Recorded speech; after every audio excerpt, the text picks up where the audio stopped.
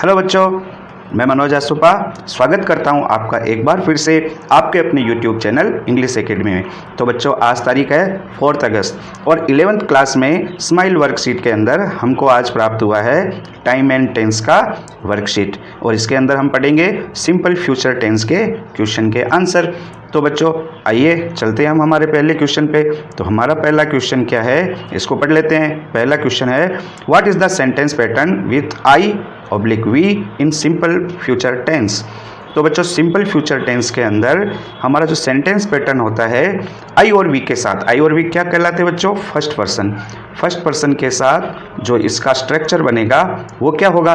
तो इसका स्ट्रक्चर होगा आई और वी के साथ शेल का प्रयोग होगा। बच्चों, इसको समझिए, यहाँ पे सिंपल फ्यूचर के साथ में आई और वी के साथ हम शेल का यूज करते हैं और उसके बाद वर्ब की फर्स्ट फॉर्म का प्रयोग करते हैं, चूंकि आई और वी क्या है?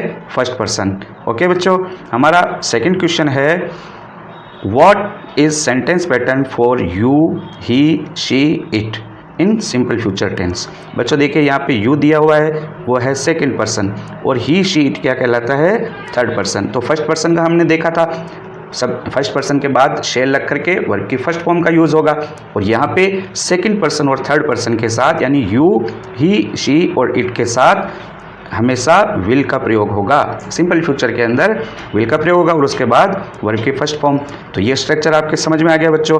आइए अगला क्वेश्चन हम देखते हैं, वो है question number 3। What are the identified word for simple future tense. Simple future tense के आइडेंटिफाइंग वर्ड कौन कौन से हैं?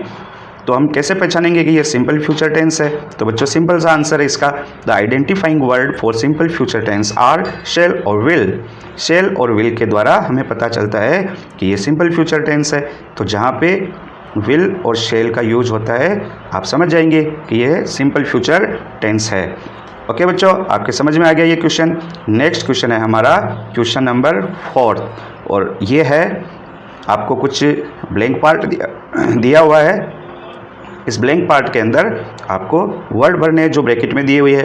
तो बच्चों, यहाँ पे इसको पढ़ते हैं हम, if you blank work hard you blank space और ब्रैकेट में है पास। तो बच्चों, ये किस प्रकार का सेंटेंस हो गया? ये हो गया कंडीशनल सेंटेंस। कंडीशनल सेंटेंस के अंदर बच्चों यहाँ पे इफ़ लिखा हुआ है, तो इफ़ से ये वाक्य स्टार्ट हो रहा है, यदि तुम कठिन मेहनत करते हो तो तुम पास हो जाओगे। तो यहाँ पे ये सिंपल सा सेंटेंस है। तो इसकी पहचान है बच्चों, ये सिंपल प्रेजेंट, जो पहला वाक्य है ये सिंपल प्रेजेंट में आएगा और जो अगला वाक्य है ये सिंपल फ्यूचर में आएगा। इफ़ यू वर्क हार्ड, यदि तुम कठिन मेहनत करते हो, तो यहाँ पे सिंपल प्रेजेंट के कारण वर्ब की फर्स्ट फॉर्म लगेगी केवल, चूंकि यहाँ पे यू आया हुआ है और सिंगुलर होता है तो उसमें एस या एस लगता है। तो इफ़ यू वर्क हार्ड, यदि तुम कठिन मेहनत करते हो, तो अगला जो सेंटेंस होगा कंडीशनल सेंटेंस में वो सिंपल फ्यूचर का होगा, तो उसके साथ लगेगा यू विल पास। चूंकि हमने अभी देखा था यू के साथ क्या लगता है बच्चों? विल। यदि तुम कठिन मेहनत करते हो तो तुम पास हो जाओगे।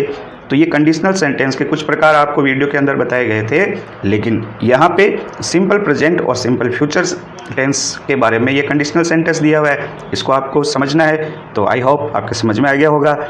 नेक्स्ट क्वेश्चन जो हमारा है और लास्ट क्वेश्चन है वो है क्वेश्चन नंबर 5 और वो कौन सा है बच्चों? देखिए, हम इसको देखते हैं। 5th क्वेश्चन है हमारा, ये भी यहाँ पे ब्लैंक स्पेस दिया हुआ है। क्वेश्चन है, I blank join you at 4 PM। यहाँ पे आपको शेल का यूज करना है, शेल और वी का एज ए मॉडल। तो बच्चों, वीडियो के अंदर भी आपको बताया गया था कि मॉडल के साथ जब शेल विल का यूज होता है तो हम जो जनरल जो हमारा स्ट्रक्चर है उसको क्या करते हैं? चेंज कर देते हैं। यानी कि यहाँ पे आई और वी जो फर्स्ट पर्सन है उसके साथ विल का प्रयोग होगा और जो अदर जो सब्जेक्ट है यानी कि सेकंड पर्सन और थर्ड पर्सन उनके साथ शेल का यूज होगा और ये मॉडल के रूप में ही यूज होता है बच्चों। यहाँ पे ये बिल्कुल उल्टा हो गया। तो इसका मतलब हो गया कि ये हमें क्या दिखाता है? स्ट्रॉन्ग डिटर्मिनेशन दिखाता है।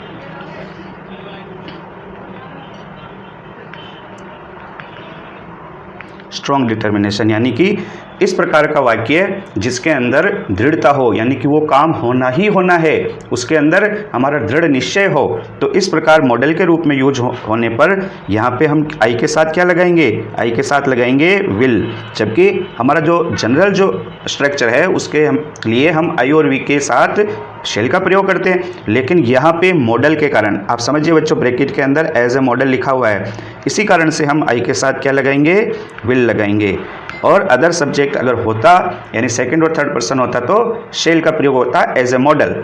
तो आपके ये क्वेश्चन अच्छी तरीके से समझ में आ गया होगा। इस क्वेश्चन को आप बहुत अच्छी तरीके से याद रखें बच्चों, ये आपके कई बार एग्जाम में आता है और कंपटीशन एग्जाम में भी इस प्रकार के क्वेश्चन पूछे जाते हैं, तो आपको इससे हेल्प मिलेगी। आई होप बच्चों आपकी ये वीडियो समझ में आया होगा। आप इस पूरी वर्कशीट को अपनी कॉपी के अंदर नोट डाउन करेंगे और उसके बाद अपने क्लास टीचर को सबमिट करेंगे। नेक्स्ट वीडियो में हम आपसे फिर मिलेंगे बच्चों, तब तक के लिए thank you very much, good bye.